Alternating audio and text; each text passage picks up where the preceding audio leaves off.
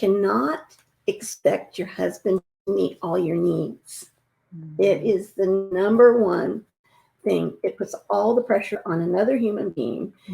And, when you have two broken people, God showed me this visual early on. If a person has a broken back and you have a broken back, you can't tell somebody to carry you because they have a broken back. Yeah. So you can't, it's not like that. So what really began to help too was this little, like a triangle. Yeah, really, it was a really big thing for me.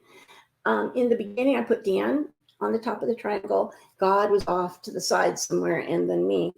And what I learned was if I went to God with my needs, it was amazing how many times God would then empower Dan to meet my needs over here, and vice versa.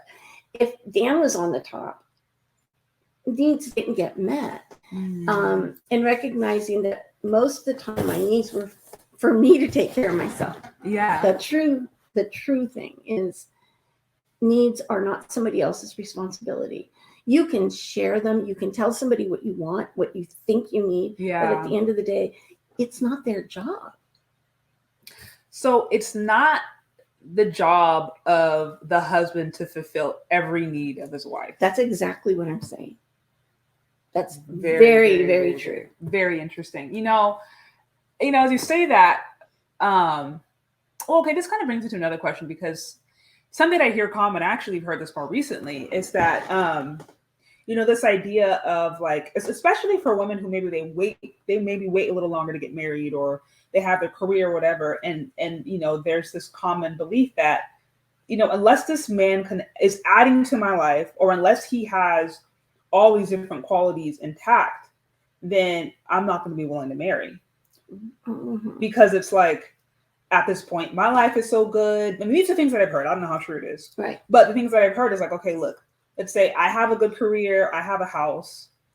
Unless he has a better career and 2 houses and a car and can also meet all of me here emotionally, what's the point of this emotional labor, right? And it's this idea, the tension that I hear between, in one instance, women who they say they're successful in their career saying, what's the point of emotionally laboring with a man if he can't meet me here?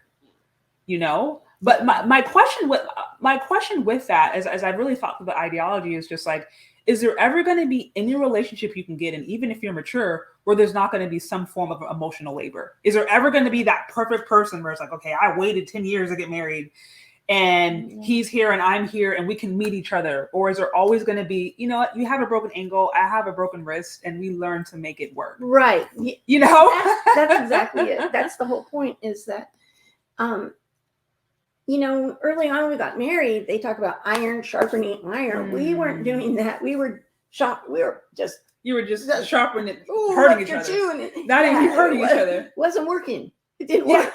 And, I had a counselor who said that to me, and I was like, oh my gosh, that's just so real. And learning that honesty, that what is the reason you're getting married? Do you really love this man? And yes, he's going to meet your needs, but he's not going to meet all your needs. And it's not his job. I keep going back to, it's not somebody else's job to meet all your needs. I mean, that right there. Right there. So many women make these lists of what they want in a man. And then they can't find him. Where is he? Literally, I literally early today, I was listening to a podcast. It was a therapist and a larger influencer. And they kind of came to the point of, what if you do all this work? You have a job, you eat healthy, you buy a house, whatever, you do all this work. And at the end of you doing this work, this man isn't there. And what they concluded was that, okay, that dream man isn't there because there was a shortage. But there was never a conversation of like, maybe that dream man isn't there because a dream man never existed. That's right. You're right. I mean, seriously. The other thing is, we think we know what we need. Not only do we not know our needs, but we think we know what somebody else has for me.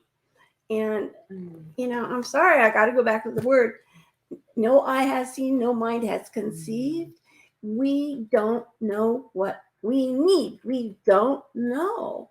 And so to come up with this perfect list, and that person can have that, but guess what? Your needs might not ever be met by this man, this list of this man, because it's not really.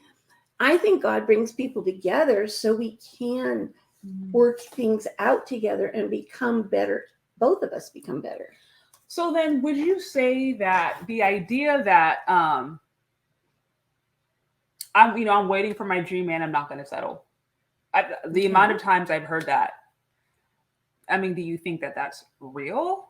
Or do you think some of that's based upon fantasy? I mean, if someone was to come to you and say, I've done all my work and I guess men just aren't good enough. Men just don't measure up. Wow. That's really sad. It is. I mean, I remember telling my mom, I will never marry a blonde-haired, blue-eyed man. What did I do? Married blonde-haired, blue-eyed man. I decided when I'd been previously married, I had a 5-year-old son, Mm-hmm. and I decided I didn't want to marry a person like I did the first time. So I waited 5 years because, if you wait 5 years, you won't repeat it, which is a total lie. So I heard on the radio one day, oh, good, I'll get a brand new man if I wait for 5 years. And there is so much more behind the surface of a human being and what they do. I knew when I met my husband, I knew the day after our first date, I was going to end up in marriage. You knew right when you met him. I knew I knew it. It was like I knew that I knew that I knew, and he wasn't in a hurry to get married, but I already knew we were going to get married. So I just kind of enjoyed that time. And then when it was time, and he came and he brought me that ring, and I was like, I'm afraid of it, because now I have to be real. And now I have to be risking and committing to this human being who's not perfect. Yeah. And I wasn't perfect. Between the two of us, we were a mess. We were a full-on mess, seriously. Everybody doubted that we were going to make it. Oh, really? I didn't know that one. Oh, yeah. I didn't know people doubted you guys were going to make it. Oh, yeah. Yeah. I remember sitting in a room with the counselor with Dan, and he was just being Dan, kind of criticizing and attacking at the same time. And I'm just like, and the counselor said, that's not a way to treat your wife. And he's, I'm just pulling her pigtails. And it's how he interacted with me. It was like he thought he was funny. And I'm sitting there going, learning how to communicate is essential. And having the language that what you mean when you say something like, I'm feeling very lonely today. Well, am I telling him that he is supposed to meet my needs to be lonely? Or am I just telling him, as a matter of fact, I'm feeling lonely? And it's not his job. It's just something I would like someone to say, oh, that's too bad. Is there something we can do about it? Or, not expecting, again, somebody else to meet your needs. It's like, I feel like I'm going around and around. No, but it's a big point. It's a big point because a lot of the topics of discussions that I hear today as it relates to relationships and marriage is how accurately can this person meet my needs? And if they can't meet my needs, then they're not valid. And wow, that's good. Yeah. That was really, really good what she just said. They're not valid. If nobody meets your needs, they're not valid. And that's a lie from the pit of hell. Because no one was ever meant to meet all your needs. Yeah. Yeah. It was never, you're not created. Your heart's not created for that. People think they go, oh, there's 50% of him, and then now I'm whole. You're whole without a man, and a man is whole without a woman. The thing is, you bring 100% of yourself. He brings 100% of himself.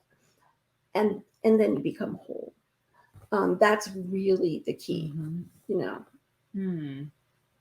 Very interesting.